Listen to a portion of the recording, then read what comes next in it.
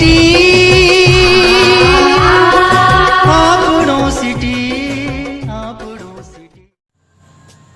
जय सिया राम।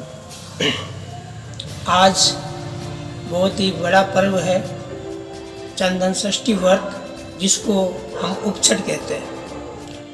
उपछठ व्रत काफ़ी सालों बाद एक नया संजोग बना है कि लगातार 3 व्रत स्त्रियों के आए हैं।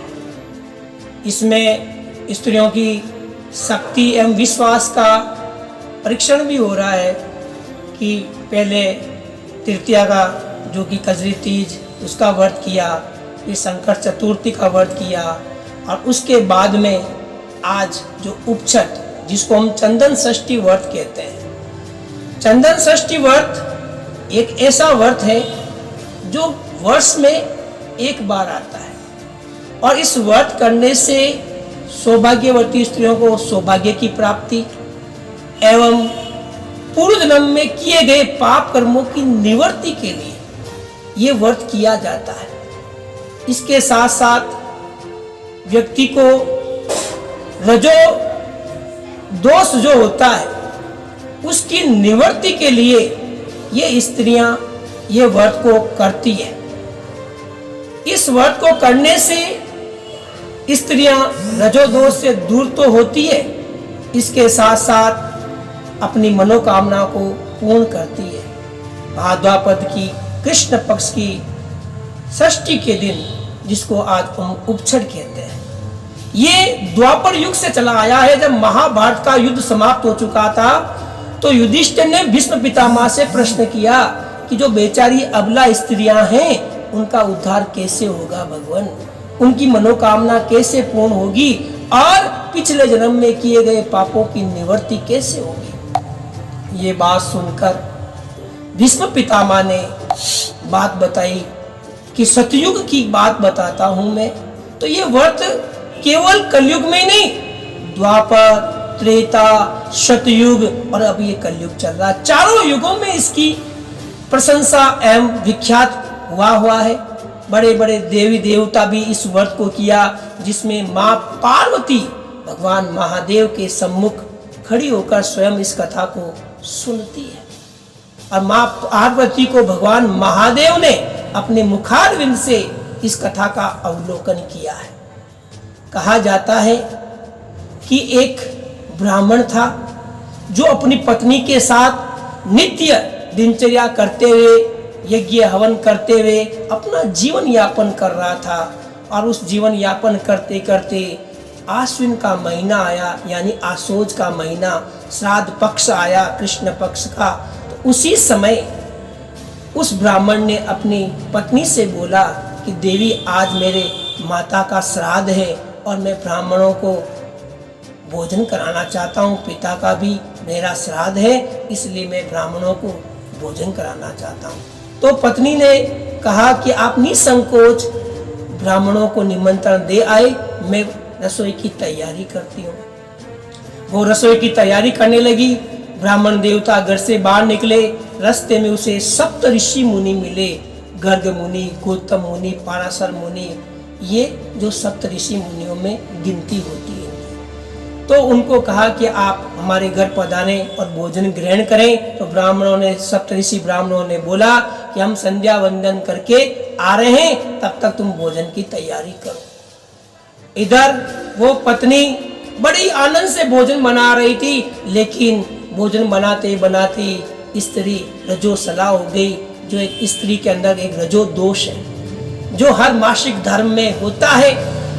लेकिन होना कोई गलत नहीं है, लेकिन उस बात को उसने छुपा लिया, किसी को नहीं बताया, यहाँ तक अपने पति तक को भी नहीं बताया।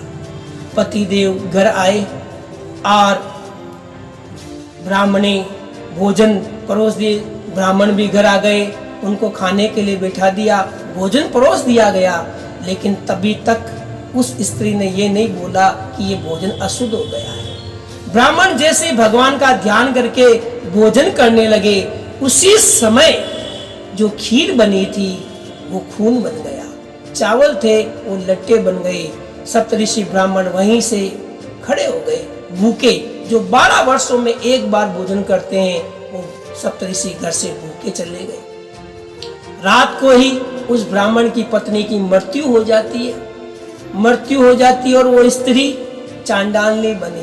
पतिव्रता स्त्री होते हुए भी चांडालनी बनी। इसका कारण कि ब्राह्मणों को अशुद्ध भोजन कराना, रजो दोष का भोजन कराना।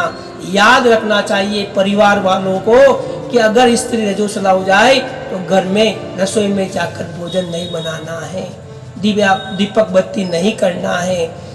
कहा जाता है घर में चाहे छोटा बच्चा हो चाहे बड़ा बुजुर्ग हो, यहाँ तक कि मेहतरानी जो भिक्षा लेने आती है या रोटी लेने आती है, उनको भी रोटी नहीं देनी है उन 3 दिनों में। और 7 दिन के बाद वो दिया बत्ती यानी घर में संध्या वंदन करने के लायक होती है, मंदिर में जाने के लायक होती है। और 3 दिन तक स्त्री को कहा जाता है, पहले दिन वो ब्रह्मघातनी, दूसरे दिन वो चांडालनी और तीसरे दिन वो धोबिन के बराबर होती है। इसलिए 3 दिन तक स्त्री को अशुद्ध माना जाता है। लेकिन उसने ब्राह्मणों को भोजन परोसा, जिसके कारण से वो स्त्री को चांडालनी बनना पड़ा। उसका ही बेटा बड़ा हुआ, यज्ञ करने लगा। ब्राह्मण के 6 कर्म होते हैं, स्वयं पढ़ना, दूसरों को पढ़ाना, स्वयं दान लेना, दूसरों को देना, स्वयं यज्ञ करना, दूसरों को यज्ञ कराना। वो कर रहा था घर में पूजन। उसी समय उसकी माँ चांडालनी के रूप में घर में आए। बेटा समझ नहीं पाया कि ये मेरी माँ है और कहा, ये चांडालनी तू मेरे घर से चली जा, अगर तू यहाँ तेरा दर्शन कर ले तो सूर्य भगवान के दर्शन के बिना शुद्ध नहीं हो सकता, तेरे को कोई छू ले तो गंगा स्नान के बिना शुद्ध नहीं हो सकता। माँ रोती हुई चली जाती है। बेटे को पता नहीं था कि मेरी माँ है। रात को स्वप्न में दर्शन दिया कि बेटे तूने ये बर्ताव किया। तो बेटा क्षमा याचना करने लगा, माँ मैं समझा नहीं कि तू थी, मुझे क्षमा कर दे। और तेरी ये गति कैसे हुई? तो माँ ने बताया कि ब्राह्मणों को अशुद्ध भोजन कराने से।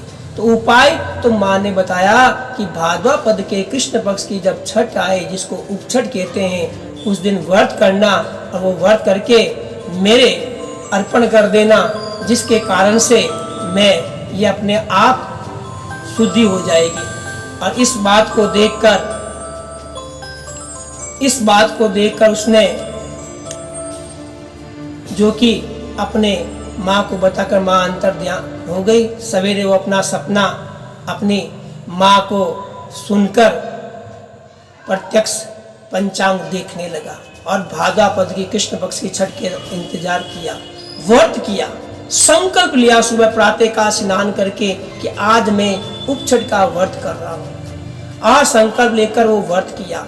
शाम को संध्या के समय जब 8वां पहर होता है दिन का, उसका समय जब खत्म होने वाला होता है, उस समय स्त्रियां पुरुष स्नान करके चंदन का टीका लगाकर चरणामृत लेकर और वापस संकल्पित होते हैं कि मैं अब उपछठ के व्रत में खड़ी रहूंगी, कथा का पान करूंगी, तब तक मुझे प्रभु समृद्धि दे, शक्ति दे, ताकि मैं इस व्रत को कर सकूं। ऐसा विचार करते हुए वो व्रत को धारण करते हैं।